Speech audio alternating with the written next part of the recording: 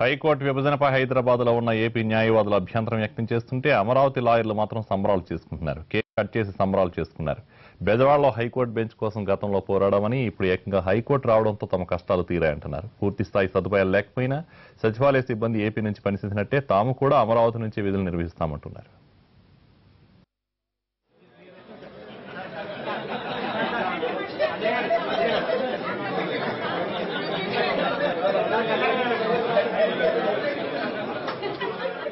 అంటే అమరావతి కేంద్రంగానే హైకోర్టు పూర్తి స్థాయిలో విధులు నిర్వహించడానికి కావాల్సిన అన్ని రకాల ఏర్పాట్లు జరిగినాయి. గెజిట్ నోటిఫికేషన్ కూడా వచ్చేయడంతో కావాల్సిన టెక్నికల్ గా ఉండాల్సిన ఇబ్బందులన్నీ కూడా అధిగమించి ఇక పూర్తిగా అమరావతి కేంద్రంగానే ఏపీ హైకోర్టు తన విధులు నిర్వహించుకోవడానికి అన్ని రకాల సాంకేతిక పరమైన ఇబ్బందులు తొలగిపోయాయి. సో ఈ నేపథ్యంలో ఏపీకి సంబంధించిన అడ్వకేట్లు చాలా మంది హర్షం వ్యక్తం చేస్తున్న పరిస్థితి కనిపిస్తుంది. అయితే ఇంకా అక్కడ పూర్తి స్థాయిలో కార్యకలాపాలు నిర్వహించడానికి అనువైన వాతావరణం లేదు, పూర్తి స్థాయిలో ఫెసిలిటీస్ లేవు అన్న అభిప్రాయం కూడా వ్యక్తమవుతున్న నేపథ్యంలో ప్రభుత్వం కూడా కొన్ని ప్రత్యామ్నాయాలు సూచించింది. ఈ నేపథ్యంలో కొంతమంది అడ్వకేట్లు ఉన్నారు, అని తెలుస్తుంది. సార్ చెప్పండి, ఇప్పుడు ఉన్న పరిస్థితుల్లో అక్కడ హైకోర్టు తన విధులు నిర్వహించుకోవడానికి పూర్తి స్థాయి అనువైన వాతావరణం ఇక్కడ ఉందని చెప్పని అనుకుంటున్నారు. రావడం మంచిదే, కానీ అనువైన వాతావరణం ఉందా?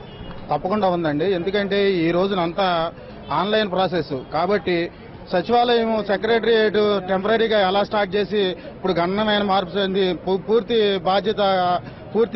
బాధ్యతలు నిర్వహిస్తుందో అలాగే హైకోర్టు కూడా దానికి తదనుగుణంగా ఇక్కడ పూర్తి స్థాయి విధులు నిర్వర్తించడానికి సుప్రీంకోర్టు ద్వారా కేంద్ర ప్రభుత్వం అనుమతి తీసుకున్న సుప్రీంకోర్టు ద్వారా రేపు జనవరి నుంచి స్టార్ట్ అవుతుంది. జనవరి 1 నుంచి ఈ జనవరి 1 నుంచి కూడా ఈ యొక్క హైకోర్టు విధులు ఇక్కడ అమరావతి కేంద్రంగా నిర్వహించడానికి అన్ని సకల ఏర్పాట్లు యుద్ధ ప్రాతిపదికన రాష్ట్ర ప్రభుత్వం చేస్తుందని చెప్పి మేము ఆశాభక్తం చేస్తున్నాం. రాష్ట్ర ప్రభుత్వానికి అవసరమైన మా న్యాయవాదుల తరపు నుంచి బెజవాడ బార్ అసోసియేషన్ తరపు నుంచి కూడా ఎటువంటి అవసరం వచ్చినా కూడా మేము ఈ యొక్క హైకోర్టుకి తగినటువంటి ఫెసిలిటీసు అలాగే వసతులు కల్పిస్తామని చెప్పి దానికి మా బెజవాడ బార్ అసోసియేషన్ అన్ని విధాలా కృషి చేస్తుందని చెప్పి మేము భావిస్తున్నాం. ఇక్కడ సీఎం క్యాంప్ ఆఫీస్ లో ప్రత్యామ్నాయంగా తాత్కాలికంగా ఇక్కడ ఏర్పాటు చేసుకోండి, ఆ తర్వాత 2 నెలల గ్యాప్ తర్వాత మళ్ళీ అక్కడ సిటీ సివిల్ కోర్టు అమరావతిలో ఏదైతే నిర్మించబోతున్నారో అక్కడ ఏర్పాటు చేసేందుకు అన్ని రకాల ఏర్పాట్లు చేస్తామని చెప్పని అంటున్నారు. సో సీఎం క్యాంప్ ఆఫీస్ అనేది సరిపోతుందా? అసలు కోర్టు హాళ్లు ఎన్ని ఉండాల్సిన అవసరం ఉంది?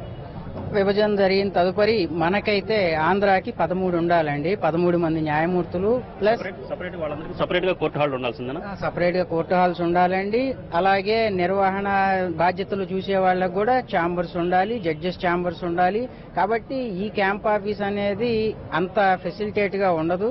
త్వరితగతిన అంటే రేపు ఉగాది కల్లా పూర్తిగా నిర్వహణ అన్నది కూడా మన నూతన రాజధానిలో జరుగుతాయని చెప్పేసి మా ఆశాభావం.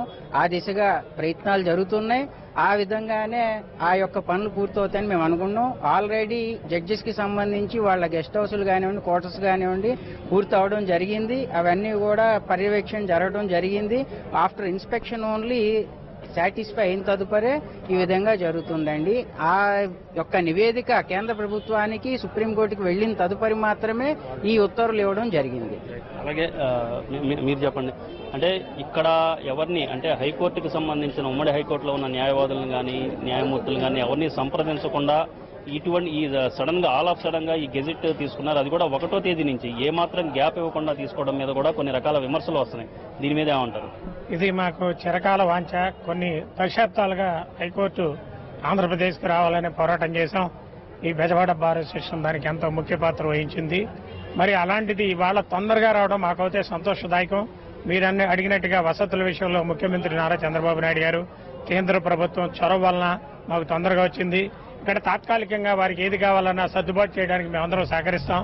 ముఖ్యంగా బెజవాడ బార్ అసోసియేషన్లో ఉన్న జూనియర్ సీనియర్ న్యాయవాదులందరికీ కూడా ఇది హైకోర్టు రావడం వల్ల భవిష్యత్తు ఎంత ఉంటుంది. ఇక్కడి నుంచి హైకోర్టు జడ్జెస్ గా ఎలివేట్ అవుతారు. కేంద్ర ప్రభుత్వానికి, రాష్ట్ర ప్రభుత్వానికి, అన్ని పక్షాలకి మా హృదయపూర్వక ధన్యవాదాలు.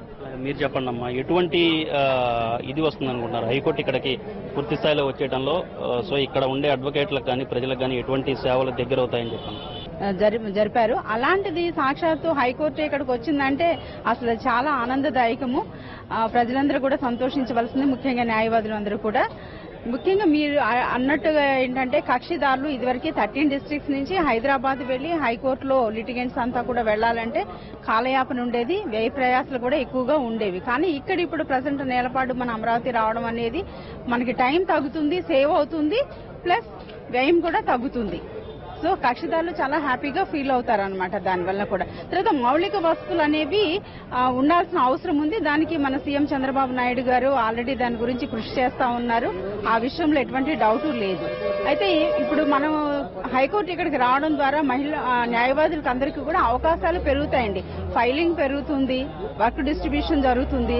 కాబట్టి అన్ని రకాలుగా కూడా న్యాయవాదులు లబ్ధి పొందుతారని ఆశిస్తున్నాను.